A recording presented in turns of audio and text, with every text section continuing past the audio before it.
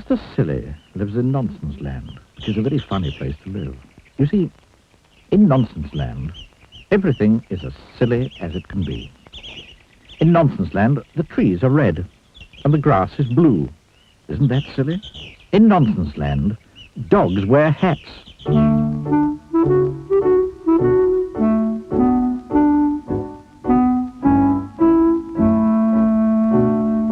And do you know how birds fly in Nonsense Land?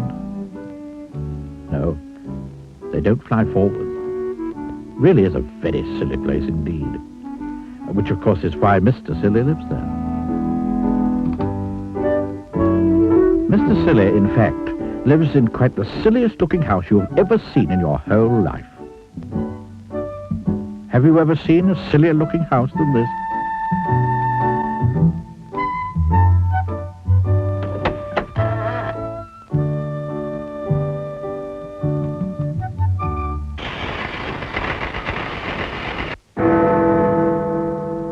Now, this particular story is all about the Nonsense Cup.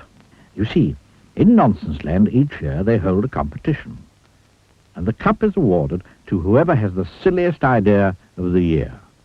Mr. Silly had never won the cup, but each night, lying in his bed, he dreamed about winning it. In order to win the Nonsense Cup, Mr. Silly realized that he would have to think up something remarkably silly. He pondered over the problem one morning at breakfast. Incidentally, you may be interested to know what Mr. Silly was having for breakfast. He was having a cup of coffee, into which he put a spoonful of marmalade. After that, he had a cornflake sandwich. And to finish, he had a boiled egg. But being Mr. Silly, he ate the shell as well. Now, isn't that a silly breakfast? Anyway, this particular breakfast time, Mr. Silly was thinking how to win that cup. He remembered 2 years ago when Mr. Foolish won the cup. Mr. Foolish, who was a friend of Mr. Silly's, had won the cup by inventing a car. It was quite a normal car, apart from one thing.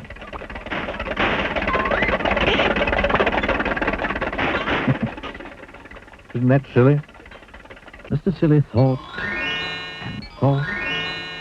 He even had another cup of coffee with marmalade. That didn't help either. So, he decided to take a walk.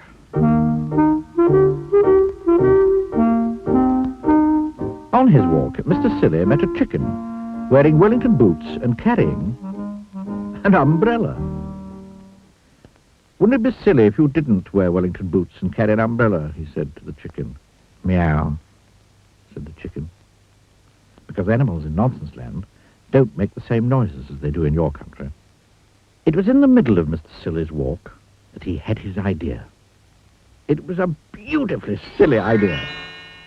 Quite the silliest idea he'd ever had. He hurried into town and bought himself a pot of paint and a paintbrush. Huge crowd assembled in the city square to see who was going to win the cup. The king of Nonsense Land mounted the specially built platform. One of the silliest ideas of the year is by Mr. Muddle, the farmer. He has managed to grow, of all things, a square apple. The crowd clapped as the square apple was held up by Mr. Muddle for everybody to see. He felt sure that he was going to win. However, said the king, and Mr. Muddle's face fell, we have had an even sillier idea entered by Mrs. Nincompoop. It was a teapot, quite the silliest teapot there had ever been. The crowd broke into thunderous applause. I therefore have great pleasure, announced the king, in presenting the Nonsense Cup to... Just then he looked up and stopped in astonishment. Now, in the middle of the square, there is a tree, which always been there, and it was at this tree that the king was looking in astonishment. What, he cried, has happened to that tree? Everybody turned to look. The tree had green leaves. bright green leaves. Not red leaves, like all the trees in Nonsense Land, but green. There was a gasp from the crowd. It was me, piped up Mr. Silly. I painted all the leaves green last night when you were all asleep. A green tree, exclaimed the king. Who ever heard of a green tree? A green tree, shouted the crowd. How silly!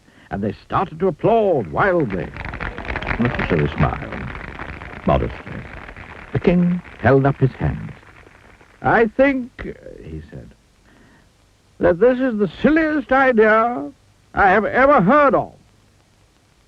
And therefore, I award the Nonsense Cup to Mr. What did he say his name was? To Mr. Silly. The crowd cheered and cheered. Mr. Silly went big with pride. And a bird, perched high up in the branches of the silly green tree, looked down. Woof, it said, and flew off, backwards.